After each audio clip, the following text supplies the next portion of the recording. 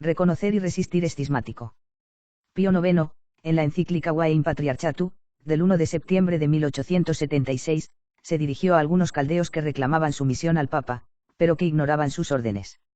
¿De qué sirve proclamar en voz alta el dogma de la supremacía de San Pedro y sus sucesores?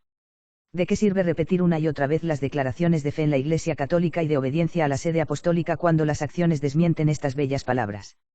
Además, la rebelión no se vuelve más inexcusable por el hecho de que la obediencia se reconoce como un deber. Una vez más, la autoridad de la Santa Sede no se extiende, como sanción, a las medidas que nos hemos visto obligados a tomar, o es suficiente estar en comunión de fe con esta sede sin agregar la sumisión de la obediencia, una cosa que no se puede mantener sin dañar la fe católica. De hecho, venerables hermanos e hijos amados, se trata de reconocer el poder de esta sede, incluso sobre sus iglesias, no solo en lo que respecta a la fe, sino también en lo que concierne a la disciplina. El que negaría esto es un hereje, el que reconoce esto y se niega obstinadamente a obedecer es digno de anatema. Fin de la cita. Discurso del Santo Padre Pío X. A los sacerdotes de la Unión Apostólica. Con motivo del 50º aniversario de la Fundación. Lunes 18 de noviembre de 1912. El Papa es el guardián del dogma y la moral, es el depositario de los principios que forman una familia honesta, grandes naciones, almas santas, es consejero de príncipes y pueblos, es la cabeza bajo la que nadie se siente tiranizado, porque representa a Dios mismo, es el Padre por excelencia que en sí mismo reúne todo lo que puede ser de amor, ternura, divinidad. Parece increíble, y es doloroso, que haya sacerdotes a los que se les deba hacer esta recomendación, pero lamentablemente nos encontramos en nuestros días en esta dura e infeliz condición de tener que decir a los sacerdotes, amad al Papa. ¿Y cómo lo amará el Papa? Sin verbo ne che lingua, sed opera et veritate. Cuando amas a una persona, intentas conformarte en todo con sus pensamientos, realizar sus deseos, interpretar sus deseos. Y si nuestro Señor Jesucristo dijo de sí mismo, si quis diligitme, sermonem miam servavit, entonces para mostrar nuestro amor al Papa es necesario obedecerle. Por tanto, cuando se ama al Papa, no se discute sobre qué dispone o exige, ni hasta dónde debe llegar la obediencia, y en qué cosas hay que obedecer. Cuando se ama al Papa, no se dice que no habló con la claridad suficiente, como si se viera obligado a repetir al oído de todos lo que muchas veces expresó claramente su voluntad no solo verbalmente, sino con cartas y otros documentos públicos. Sus órdenes no son cuestionadas, citando el fácil pretexto de quienes no quieren obedecer, que no es el Papa quien manda, sino quienes lo rodean. El campo en el que puede y debe ejercer su autoridad no está limitado, la autoridad del Papa no precede a la autoridad de otras personas. Sin embargo, sabios que no están de acuerdo con el Papa, que si son sabios no son santos, porque quien es santo no puede estar en desacuerdo con el Papa. Lunes 18 de noviembre de 1912. Fin de la cita. Encíclica Quartus Supra, del 6 de enero de 1873, Su Santidad el Papa Pío IX le dijo a un grupo de armenios que afirmaban ser católicos, pero sintieron que no tenían que obedecer al Papa. De hecho, es tan contrario a la constitución divina de la Iglesia como lo es a la tradición perpetua y constante que cualquiera intente probar la catolicidad de su fe y verdaderamente llamarse católico cuando falla en la obediencia a la sede apostólica.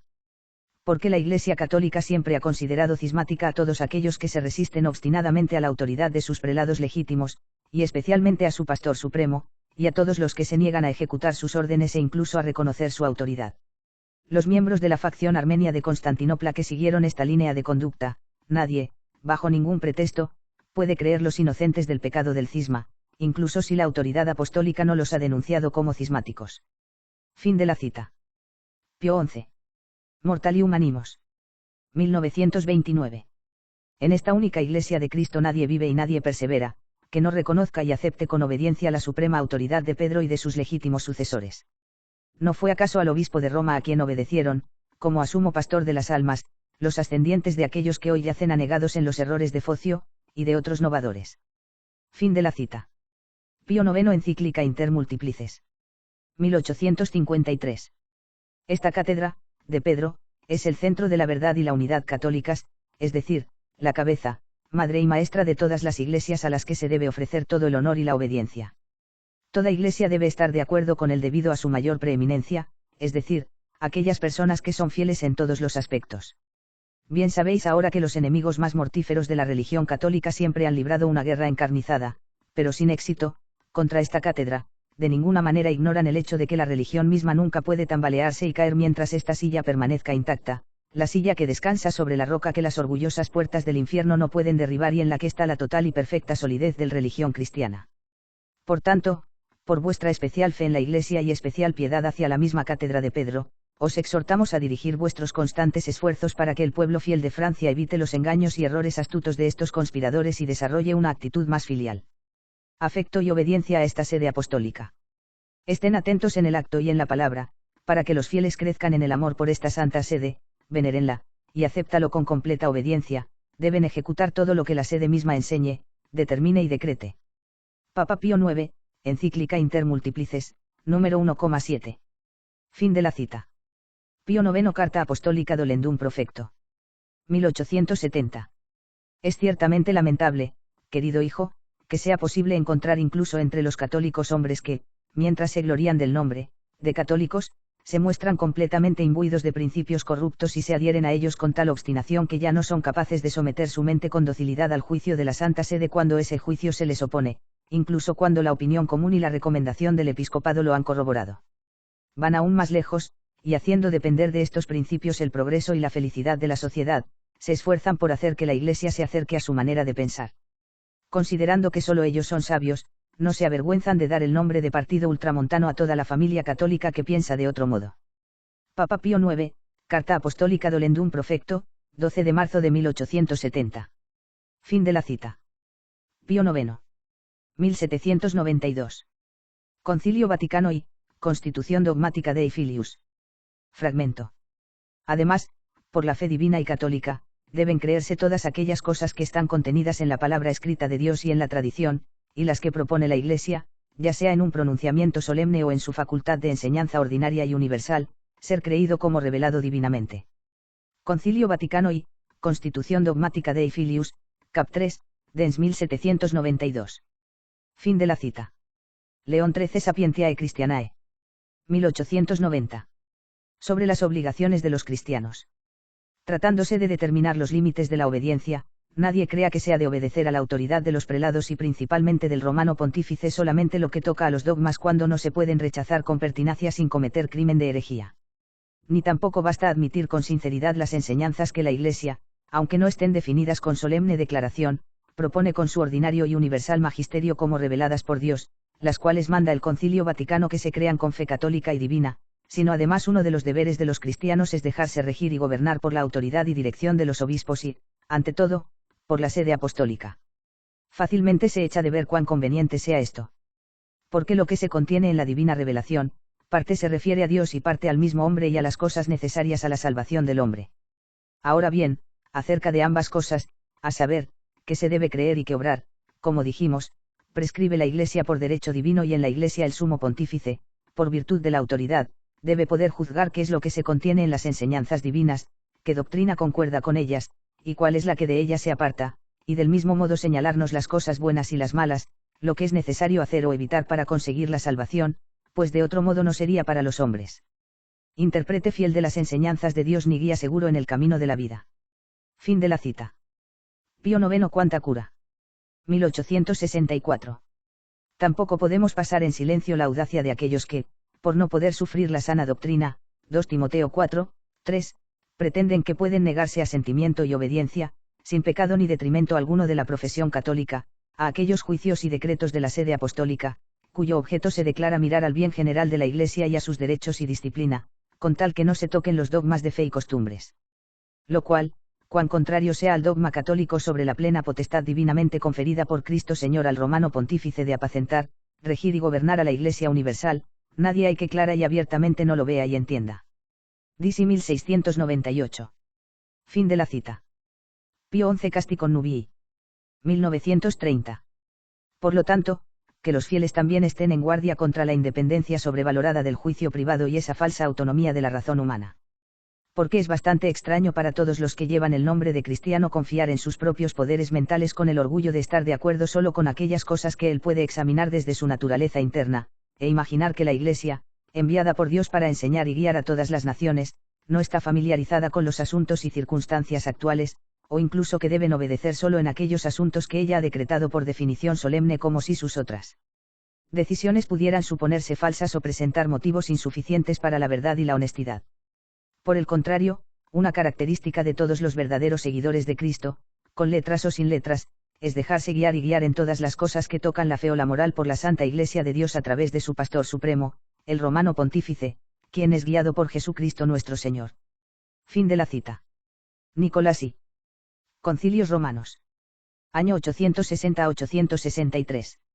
Si alguno despreciare los dogmas, los mandatos, los entredichos, las sanciones o decretos que el presidente de la sede apostólica ha promulgado saludablemente en pro de la fe católica, para la disciplina eclesiástica, para la corrección de los fieles, para castigo de los criminales o prevención de males o inminentes o futuros, sea anatema. De 326. Fin de la cita. Pío XII. Humani Generis. 1950. Ni puede afirmarse que las enseñanzas de las encíclicas no exijan de por sí nuestro asentimiento, pretestando que los romanos pontífices no ejercen en ellas la suprema majestad de su magisterio. Puesto que estas cosas se enseñan por el magisterio ordinario, al que también se aplica aquellas palabras, el que a vosotros oye, a mí me oye, LC 10, 16, y las más de las veces, lo que se propone e inculca en las encíclicas pertenece ya por otros conceptos al patrimonio de la doctrina católica. Y si los sumos pontífices, en sus constituciones, de propósito pronuncian una sentencia en materia hasta aquí disputada, es evidente que, según la intención y voluntad de los mismos pontífices, esa cuestión ya no se puede tener como de libre discusión entre los teólogos. Fin de la cita. Pío IX Quartus Supra. 1873. 28. Sin embargo, algunos resienten y lamentan tanto nuestra declaración de que esta sede apostólica tiene el derecho y el poder de elegir un obispo, ya sea de los 3 nombres recomendados o aparte de ellos, como nuestra prohibición de entronizar a un patriarca elegido sin nuestra previa confirmación. Nos llaman la atención sobre las costumbres y cánones de sus iglesias como si hubiéramos abandonado las disposiciones de los sagrados cánones. Podríamos responder a estos hombres de la misma manera que lo hizo nuestro predecesor San Gelasio cuando los cismáticos acacianos presentaron la misma acusación falsa contra él, citan los cánones contra nosotros sin saber lo que están diciendo, ya que muestran que ellos mismos están en oposición a los cánones por el mismo hecho de que niegan la obediencia a la primera sede, aunque su consejo es sólido y correcto. Porque estos son los mismos cánones que reconocen la plena autoridad divina del bienaventurado Pedro sobre toda la Iglesia. En efecto, proclaman que vive y juzga a sus sucesores hasta hoy y para siempre, como afirmó el concilio de Efeso. Con razón, entonces Estefan, obispo de Larisa, dio esta firme respuesta a quienes consideraban que los privilegios de las iglesias de Constantinopla habían sido algo disminuidos por la intervención del romano pontífice, la autoridad de la sede apostólica que fue dada por Dios y nuestro Salvador al principal de los apóstoles excede los privilegios de todas las santas iglesias. Al reconocer esto, todas las iglesias del mundo deberían cesar su oposición. Dado en Roma, en San Pedro, el 6 de enero de 1873, año 27 de nuestro pontificado. Fin de la cita. Pío IX Tuas Liventur. 1863. No basta que los católicos ilustrados acepten y veneren los citados dogmas de la Iglesia. Es necesario también someterse a las decisiones relativas a la doctrina que emanan de las congregaciones pontificias, y también a aquellas formas de doctrina que son tenidas por el común y constante consentimiento de los católicos como verdades y conclusiones teológicas, tan ciertas que las opiniones opuestas a estas mismas formas de doctrina, aunque no puedan ser llamadas heréticas, merecen sin embargo alguna otra censura. DZ 1684. Dado en Roma, junto a San Pedro, el 21 de diciembre de 1863, 18º año de nuestro pontificado. Fin de la cita. Pío IX Cui Pluribus. 1846. Dios mismo ha establecido una autoridad viva para establecer y enseñar el verdadero y legítimo significado de su revelación celestial. Esta autoridad juzga infaliblemente todas las controversias que conciernen a las cuestiones de fe y de moral, para que los fieles no sean zarandeados por todo viento de doctrina que brota de la maldad de los hombres en el error envolvente. Y esta autoridad infalible y viva solo actúa en aquella iglesia que fue edificada por Cristo el Señor sobre Pedro, cabeza de toda la iglesia, jefe y pastor, cuya fe prometió que nunca fallaría. Esta iglesia ha tenido una línea de sucesión ininterrumpida desde el mismo Pedro, estos pontífices legítimos son los herederos y defensores de la misma enseñanza, rango, oficio y poder. Y la iglesia está donde está Pedro, y Pedro habla en el romano pontífice, viviendo en todo momento en sus sucesores y haciendo juicio proporcionando la verdad de la fe a los que la buscan. Las palabras divinas significan, pues, lo que sostiene y ha sostenido esta sede romana del Beatísimo Pedro. Pues esta madre y maestra de todas las iglesias ha conservado siempre íntegra e incólume la fe que le fue confiada por Cristo el Señor. Además, la ha enseñado a los fieles, mostrando a todos los hombres la verdad y el camino de la salvación. Puesto que todo el sacerdocio se origina en esta Iglesia, toda la sustancia de la religión cristiana reside también en ella, la dirección de la sede apostólica ha sido siempre activa y por ello, debido a su autoridad preeminente, toda la Iglesia debe estar de acuerdo con ella. Los fieles que viven en cada lugar constituyen toda la Iglesia. Quien no se reúne con esta Iglesia desparrama. Dado en Roma, junto a Santa María la Mayor, el 9 de noviembre de 1846 en el primer año de nuestro pontificado. Fin de la cita. Pío IX VIXDUM a Nobis. 1874. 3. Dios dotó a la Iglesia de los dones divinos de una autoridad docente infalible para transmitir la doctrina sagrada y de un santísimo sacerdocio. También la dotó del poder de dictar leyes, ejercer juicios y emplear la coacción saludable en todos los asuntos que pertenecen al reino de Dios en la tierra. 4. Este poder sobrenatural del gobierno eclesiástico es diferente e independiente de la autoridad política. Por esta razón, el reino de Dios en la tierra es una sociedad perfecta, que se mantiene unida y se gobierna por sus propias leyes y sus propios derechos. Sus propios supervisores vigilan para dar cuenta de las almas, no a los gobernantes de la sociedad civil, sino al pastor principal, Jesucristo, de quien proceden los pastores y maestros que no están sujetos a ninguna autoridad terrenal para llevar a cabo la tarea de la salvación. Por tanto, así como el deber de gobernar corresponde a los santos obispos, todos los fieles, como señala el apóstol, están obligados a obedecerles y someterse a ellos. Por tanto, el pueblo católico tiene derecho a que no se le impida este deber divinamente impuesto de seguir la doctrina, la disciplina y las leyes de la Iglesia. Dado en Roma, junto a San Pedro, el 1 de marzo de 1874, año 28 de nuestro pontificado. Fin de la cita. Gregorio XVI Quo Gravioar. 1933. Afirman categóricamente que hay muchas cosas en la disciplina de la Iglesia en la actualidad, en su gobierno y en la forma de su culto externo que no se ajustan al carácter de nuestro tiempo. Estas cosas, dicen, deben cambiarse, ya que son perjudiciales para el crecimiento y la prosperidad de la religión católica, antes de que la enseñanza de la fe y la moral sufran algún daño por ello. Por eso, mostrando celo por la religión y mostrándose como ejemplo de piedad, fuerzan reformas, conciben cambios. No están sujetos a cambios incluso aquellos elementos de disciplina que tienen su base en la ley divina y que están vinculados con la doctrina de la fe en un vínculo estrecho. No produce así la ley del creyente la ley del hacedor. Además, no tratan de humanizar la Iglesia quitando la autoridad infalible y divina, por cuya voluntad divina se rige. Y no produce el mismo efecto pensar que la actual disciplina de la Iglesia se basa en fracasos, oscuridades, y otros inconvenientes de este tipo. Y fingir que esta disciplina contiene muchas cosas que no son inútiles pero que van en contra de la seguridad de la religión católica. ¿Por qué los particulares se apropian del derecho que solo es propio del Papa? También atacaron la doctrina pura que dicen querer mantener sana y salva, o no comprenden la situación o fingen astutamente no comprenderla. Si bien sostienen que toda la forma exterior de la Iglesia puede cambiarse indiscriminadamente, no están sujetos a cambios incluso aquellos elementos de disciplina que tienen su base en la ley divina y que están vinculados con la doctrina de la fe en un vínculo estrecho. No produce así la ley del creyente la ley del hacedor. Además, no tratan de humanizar la Iglesia quitando la autoridad infalible y divina, por cuya voluntad divina se rige. Y no produce el mismo efecto pensar que la actual disciplina de la Iglesia se basa en fracasos, oscuridades, y otros inconvenientes de este tipo. Y fingir que esta disciplina contiene muchas cosas que no son inútiles pero que van en contra de la seguridad de la religión católica. ¿Por qué los particulares se apropian del derecho que solo es propio del Papa? Ahora discutiremos aquellas secciones de disciplina que están vigentes para toda la Iglesia. Debido a que están libres de instrucción eclesiástica, pueden sufrir cambios, pero solo por el Papa, a quien Cristo colocó sobre toda la Iglesia para juzgar sobre la necesidad del cambio por diversas razones de circunstancia.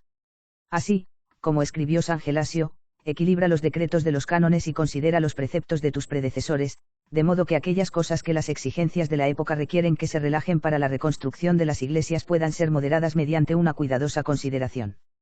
Es tedioso detenerlos con un largo discurso, venerables hermanos, sobre los falsos principios de los que dependen los reformadores.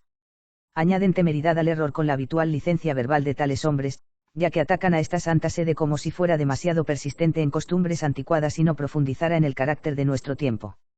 Acusan a esta sede de quedarse ciega en medio de la luz del nuevo conocimiento, y de apenas distinguir las cosas que tratan con la sustancia de la religión de las que solo se refieren a la forma externa.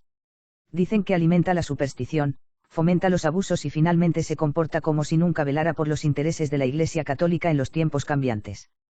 ¿A dónde lleva todo esto? En realidad, para que la santísima sede de Pedro en la que Jesucristo colocó el fundamento de su Iglesia se apresure hacia la envidia. Su autoridad divina está sujeta al odio del pueblo y se rompe la unión de otras iglesias con ella. Los disidentes pierden entonces la esperanza de obtener lo que quieren en esta sede apostólica. Afirman que la Iglesia, una nación, como la llaman, debe regirse por sus propias leyes. Desde aquí continúan para otorgar libre autoridad para revocar o derogar las leyes de toda la Iglesia a cada pastor individual, si la conveniencia de su diócesis lo exige. Entonces, ¿qué?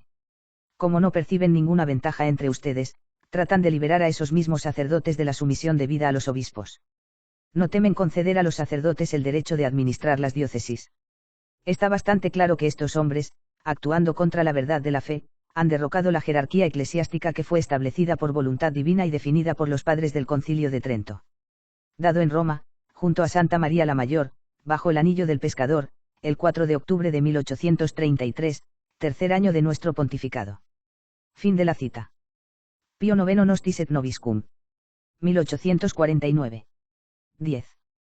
Esta consideración aclara también el gran error de aquellos otros que se aventuran audazmente a explicar e interpretar las palabras de Dios por su propio juicio, abusando de su razón y sosteniendo la opinión de que estas palabras son como una obra humana. Dios mismo ha establecido una autoridad viva para establecer y enseñar el verdadero y legítimo significado de su revelación celestial. Esta autoridad juzga infaliblemente todas las controversias que conciernen a las cuestiones de fe y de moral, para que los fieles no sean zarandeados por todo viento de doctrina que brota de la maldad de los hombres en el error envolvente. Y esta autoridad infalible y viva solo actúa en aquella iglesia que fue edificada por Cristo el Señor sobre Pedro, cabeza de toda la iglesia, jefe y pastor, cuya fe prometió que nunca fallaría. Esta iglesia ha tenido una línea de sucesión ininterrumpida desde el mismo Pedro, estos pontífices legítimos son los herederos y defensores de la misma enseñanza, rango, oficio y poder. Y la iglesia está donde está Pedro, y Pedro habla en el romano pontífice viviendo en todo momento en sus sucesores y haciendo juicio proporcionando la verdad de la fe a los que la buscan. Las palabras divinas significan, pues, lo que sostiene y ha sostenido esta sede romana del Beatísimo Pedro. 11. Pues esta madre y maestra de todas las iglesias ha conservado siempre íntegra e incólume la fe que le fue confiada por Cristo el Señor. Además, la ha enseñado a los fieles, mostrando a todos los hombres la verdad y el camino de la salvación. Puesto que todo el sacerdocio se origina en esta iglesia, toda la sustancia de la religión cristiana reside también en ella. La dirección de la sede apostólica ha sido siempre activa y por ello, debido a su autoridad preeminente, toda la iglesia debe estar de acuerdo con ella. Los fieles que viven en cada lugar constituyen toda la iglesia. Quien no se reúne con esta iglesia se dispersa. Dado en Roma, junto a Santa María la Mayor, el 9 de noviembre de 1846 en el primer año de nuestro pontificado. Fin de la cita. San Pío X. 1907. Lamentabilis in exitu. Error modernista número 8. Hay que juzgar inmunes de toda culpa a quienes no estiman en nada las condenaciones promulgadas por la Sagrada Congregación del Índice y demás sagradas congregaciones romanas. Decreto del Santo Oficio sobre los errores del modernismo, aprobado por el Papa Pío X, 3 de julio de 1907. Fin de la cita. León XIII de Puig-le-Jour. 1899. 34. Recuerden también, amados hijos, que la Iglesia es justamente comparada con un ejército en orden de batallas y cut castrorum eisis ordinata, porque su misión es combatir a los enemigos, visibles e invisibles, de Dios y de las almas de los hombres. Porque San Pablo recomendó a Timoteo que se comportara como un buen soldado de Jesucristo. Ahora bien, lo que constituye la fuerza de un ejército y contribuye más a su victoria es la disciplina y la obediencia exacta y rigurosa de todos hacia los que están al mando. 35. Solo aquí el celo fuera de lugar y sin discreción puede fácilmente convertirse en la causa de un verdadero desastre. Recuerde uno de los hechos más memorables de la historia sagrada. Ciertamente, ni el coraje, ni la voluntad ni la devoción a la sagrada causa de la religión les faltaron a los sacerdotes que se reunieron en torno a Judas Macabeo para luchar con él contra los enemigos del Dios verdadero, los profanadores del templo, los opresores de su nación. Y, sin embargo, liberándose de las reglas de la disciplina, se embarcaron precipitadamente en un combate en el que fueron vencidos. El Espíritu Santo nos dice de ellos que no eran de la raza de los que pudieran salvar a Israel. ¿Por qué? Porque obedecerían solo a sus propias inspiraciones y se lanzaron hacia adelante sin esperar las órdenes de sus líderes. Indie illace deciderunt sacerdotes in bello, dam volunt fortiter fagre, dam sine consilio exeunt in praelium. Ipsi autem non erant de semine virorum illorum, per quo salas facta est en Israel. Dado en Roma, junto a San Pedro, el 8 de septiembre del año 1899, 22º de nuestro pontificado. Fin de la cita. Pío XII. 1945. Vacantis Apostolica Sedis. Párrafos 1 a 3, capítulo 1. Las leyes dadas por los romanos pontífices no pueden ser corregidas o cambiadas por la reunión de los cardenales de la Iglesia romana, la sede, estando vacante, ni se puede quitar o añadir nada, ni se puede hacer dispensación alguna sobre las leyes mismas o alguna parte de ellas. Esto es muy evidente en las constituciones pontificias, sobre la elección del romano pontífice. Pero si se produce o se intenta por casualidad algo contrario a este precepto, lo declaramos por nuestra suprema autoridad nulo. Fin de la cita. Canon 241.